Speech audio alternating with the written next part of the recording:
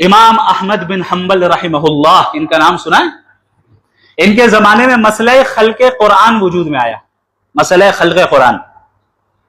اہل السنت والجماعت کا عقیدہ یہ ہے کہ قرآن اللہ کی مخلوق نہیں ہے، اللہ کی صفت ہے۔ مخلوق سمجھتے ہیں؟ جو اللہ نے بنایا ہے، جن چیزوں کو، جو کریٹڈ ہیں، جو کریچر ہیں۔ یہ مسئلہ چھڑا کہ بھئی قرآن کیا ہے؟ یہ بھی مخلوق ہے دیگر مخلوقات کی طرح یا کیا ہے؟ صحیح عقیدہ کیا ہے؟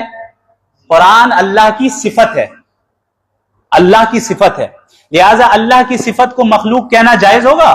یہ تو کفر ہو گیا نا۔ صفت کو، اللہ کی صفت اللہ کی ذات کے ساتھ ہے۔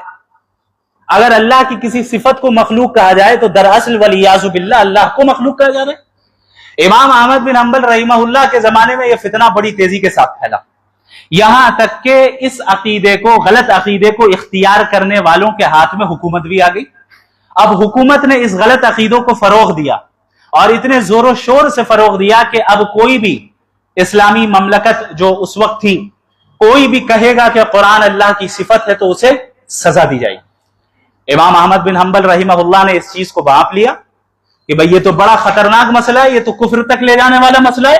اگر اس میں ابھی ہم نے صحیح بات نہیں کہی اور غلط عقیدے اور غلط آئیڈیالوجی کی ہم نے تردید نہیں کی تو آئندہ آنے والی نسل ایمان پر باقی رہے، اس کی کوئی گارنٹی نہیں۔ امام احمد بن حنبل رحمہ اللہ چند علماء کو تیار کرتے اور کھڑے ہو جاتے ہیں کہ بھئی یہ عقیدہ غلط ہے، اس کی مخالفت کرتے ہیں، ان آئیڈیالوجیز کو ریفیوٹ کرتے ہیں۔ اب انہیں جو ہے پکڑ لیا جاتا ہے اور ان پر ظلم و زیادتی شروع ہوتی ہے۔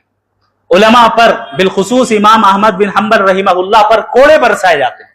راوی کہتے ہیں کہ جتنی شدت کے ساتھ حضرت رحمت اللہ علیہ پر کوڑے برس رہے تھے، اگر اس میں سے کوئی ایک کوڑا کسی ہاتھی پہ پڑ جائے تو وہ بھی چیختا ہوا بھاگے۔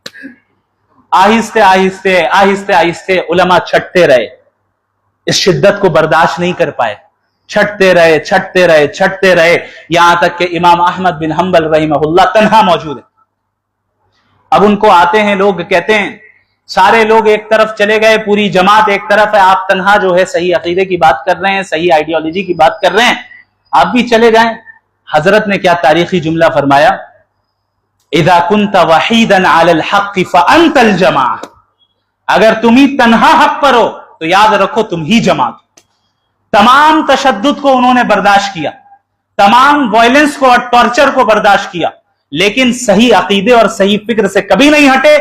بظاہر ان کے زمانے میں ایسا محسوس ہوا کہ اسلام کا صحیح عقیدہ اب ختم ہو جائے گا، اب یہ باطل طاقتیں غالب آ جائیں گی، لیکن کیا نتیجہ نکلا؟ آج 1 ارب کی تعداد میں مسلمان ہیں، بتاؤ کون قرآن کو مخلوق کہتا ہے؟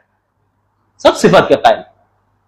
وہ حکومت جو قرآن کو مخلوق کہنے پہ مصر تھی، وہ لوگ جو قرآن کو مخلوق کہنے پہ مصر تھے، ختم ہو گئے، ان کے نام و نشان مٹ گئے، کوئی نہیں جانتا ان کو۔ اسلام کا صحیح عقیدہ موجود ہے، کیوں؟